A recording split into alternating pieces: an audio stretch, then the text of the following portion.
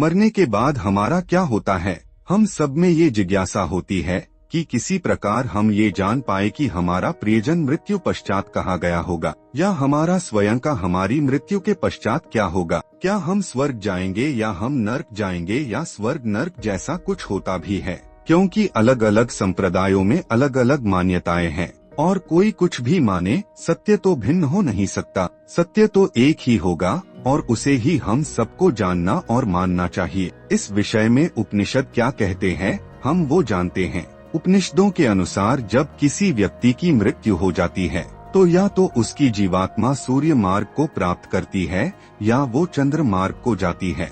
सूर्य मार्ग यानी उस जीवात्मा को अब एक निश्चित समय के लिए जन्म नहीं लेना पड़ेगा, और चंद्र मार्ग की वह जीवात्मा अपने कर्मानुसार यथाशीघ्र सूक्ष्म शरीर को प्राप्त कर लेगी और पृथ्वी पर उस सूक्ष्म शरीर के अनुसार जन्म लेकर वापस लौटेगी। पुनः एक स्वाभाविक प्रश्न उठता है कि क्या यह सूर्य मार्ग और चंद्र मार्ग भौगोलिक पिंडों का वर्णन है? इस विषय पर हमें गहराई से समझना होगा। जहाँ सूर्य ऊष्मा और गर्मी का प्रतीक है, वही चंद्रमा शीतलता का। गर्म वायु ऊपर उठती है और नीचे नहीं आती, इसके विपरीत ठंडी वायु नीचे को प्रवाहित होती है। तो एक तो आवागमन के चक्र को विज्ञान की प्रतीकात्मक भाषा में समझाया गया। ये भी संभव हो सकता है कि जिन जीवात्माओं को उपयुक्त सूक्ष्म शरीर न मिला हो, वे उनके कर्मानुसार शरीर के निर्माण होने तक वातावरण की बाहरी सतह या चंद्रमा तक विचरण करती हो। जो मुक्त जीवात्माओं होगी, यानी जिन्होंने मोक्ष को प्राप्त कर लिया है,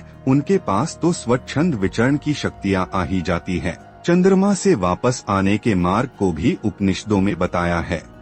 चंद्रलोक से होकर चंद्रमा के शीतल प्रकाश के साथ जीवात्मा खेत में पक रहे अनाज में, औषधि आदि में, और उस अनाज औषधि आदि के सेवन करने पर पुरुष के शरीर में, शरीर से पुरुष के वीर्य में, और पुरुष के शरीर से स्त्री के गर्भ में जीवात्मा स्थापित होती है।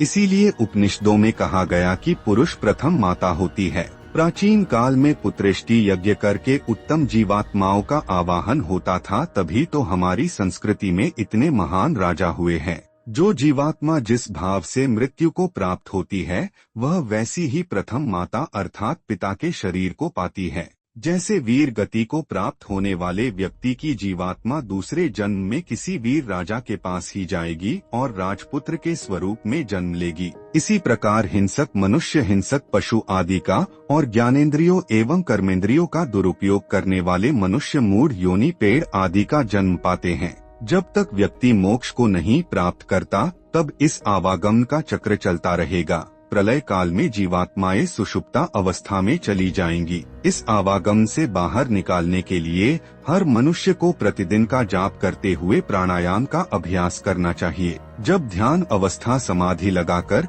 योगी अपने प्राणों को अपने शरीर से बाहर निकाल देते हैं, तो वे मोक्ष को प्राप्त कर लेते हैं और उन्हें अपनी साधना के अनुसार एक निश्चित समय के लिए पुनः जन्म नहीं लेना होता है। मानव जीवन में इस मोक्ष के मार्ग को प्राप्त करने के लिए मनुष्य को धर्म के मार्ग पर चलना बताया गया है।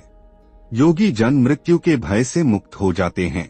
इसके विपरीत हम सामान्य जन सभी में मृत्यु का भय जीवन पर्यंत रहता ही है। अतः हम लोगों को योग दर्शन में बताए हुए योग के मार्ग पर चलते हुए आज से ही योगाभ्यास आरंभ कर देना चाहिए, ताकि हम मोक्ष की प्राप्ति कर सके और जीवन मरण के चक्र से मुक्त हो जाए। मुक्ति इसी मानव शरीर से संभव है, इसीलिए हमने जन्म लिया है। उपनिषद के इस रहस्य को हमने आपके सामने रख दिया है। आपको इस वीडियो में दी गई जानकारी कैसी लगी?